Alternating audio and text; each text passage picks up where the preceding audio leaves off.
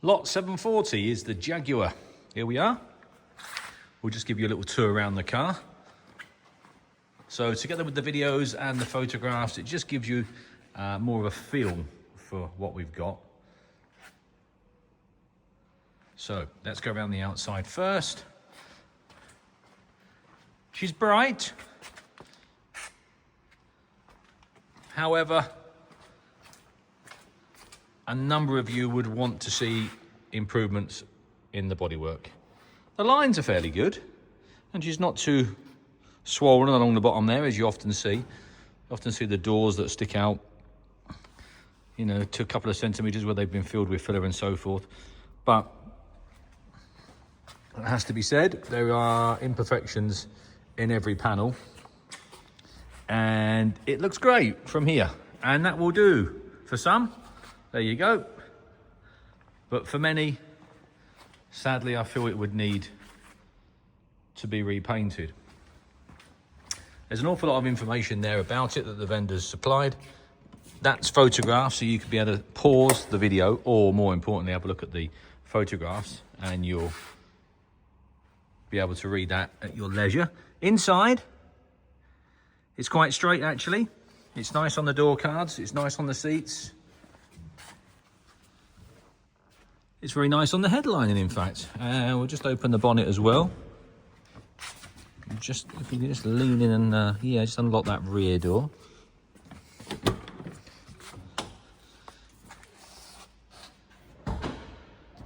The car actually does warrant, in my opinion, a nice paint job. But I appreciate that paint jobs are expensive.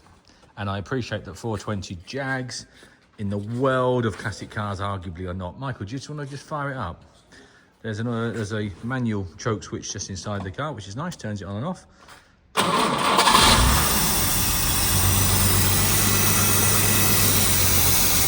I'm sure the information down there has been photographed, it's not. Just rewind and pause that. So, I think really to summarise, there is also a clutch. The clutch is dragging. It's not the clutch itself.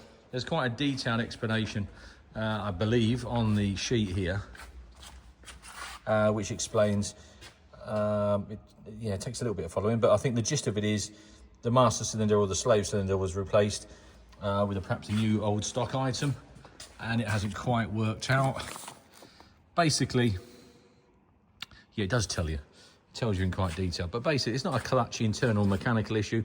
It's more of either a clutch slave or master issue. You can engage all the gears. It drags a little bit in reverse, but it is engaging all the gears, so there's no real reason why it can't be driven.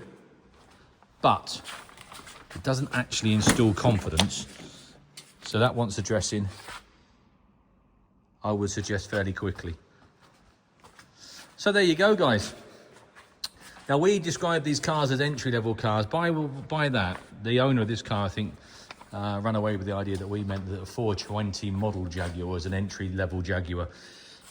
No, what we mean is, it's not a show-winning concours car. It's an entry-level car. That's what we mean. It's an entry-level car, excuse me,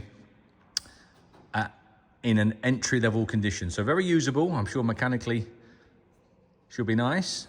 I haven't had the opportunity to drive it, unfortunately, but there you go.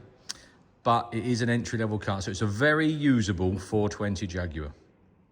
It's not a show-winning Jaguar. But where do you stop? You could invest some more money and get the car painted again.